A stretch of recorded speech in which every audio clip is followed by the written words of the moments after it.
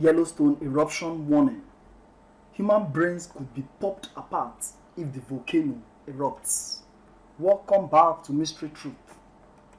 Human brains could be popped apart when the supervolcano at Yellowstone National Park next erupts, scientists warned in a documentary. Beneath the surface of the picturesque Yellowstone National Park, filled with an abundance of geysers and hot springs, lies an enormous magma chamber, according to an analysis of earthquake data 8 years ago. The magma chamber is 80 kilometers long and 20 kilometers wide. 3 previous eruptions have formed a caldera, a large volcanic crater formed after the emptying of a magma chamber. This measures some 70 km by 45 km. The 3 super eruptions occurred 2.1 million, 1.3 million, and approximately 640,000 years ago. Though Yellowstone is due an eruption based on the timeline of previous eruptions, scientists believe the proportion of molten rock in the magma chamber is far too low to allow for another super eruption, the last of which dwarfs anything seen in the modern day. The eruption 640,000 years ago was believed to have been 1,000 times bigger than the devastating eruption of Mount St. Helens in 1980. The Mount St. Helens eruption in Washington state killed about 57 people and reduced hundreds of square miles to wasteland, causing over $1 billion in damages, which is equivalent to $3.5 billion in today's money. Supervolcanoes are defined by eruptions of a volcanic explosivity index of 8. The largest recorded value on the index, Mount St. Helens, had a VEI, that is the volcanic explosivity index, of 5. Eruptions occur when magma in the mantle rises but is unable to break through it. Pressure continues to build in a large and constantly growing magma pool until the crust is no longer able to contain the pressure.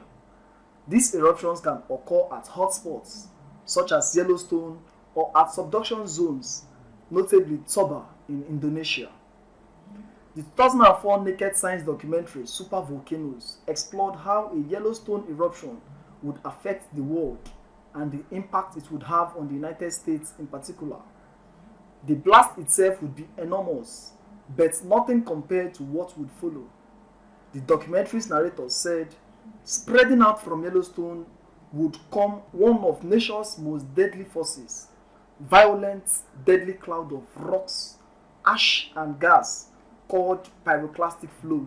Professor Bill Maguire, one of Britain's leading volcanologists, told the documentary, "Pyroclastic flows are the nastiest of all volcanic phenomena.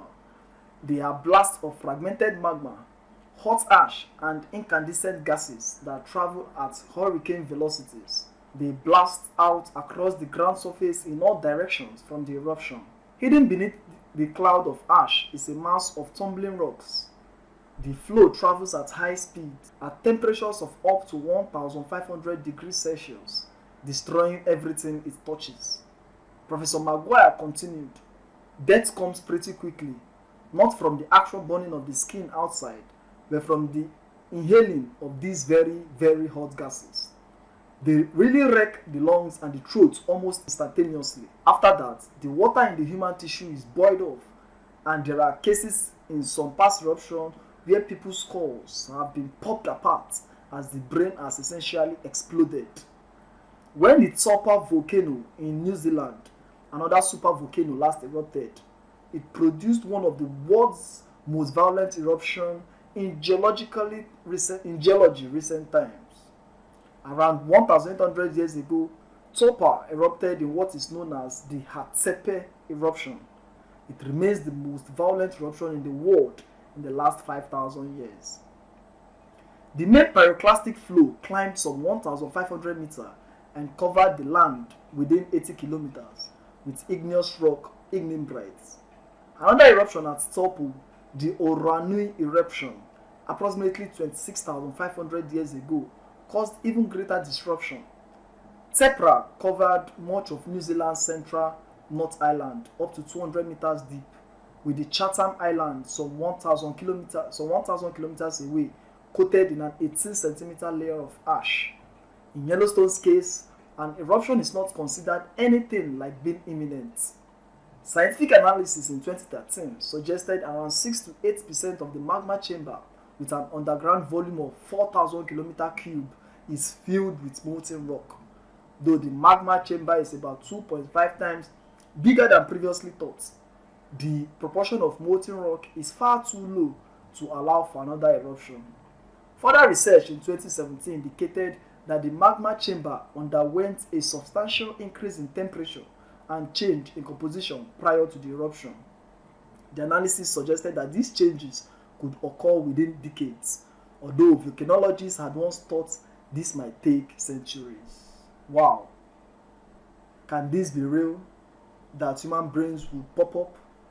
Whatever you had to say concerning this, whatever you have to say, you drop your comment in the comment section, and don't forget to subscribe to this channel.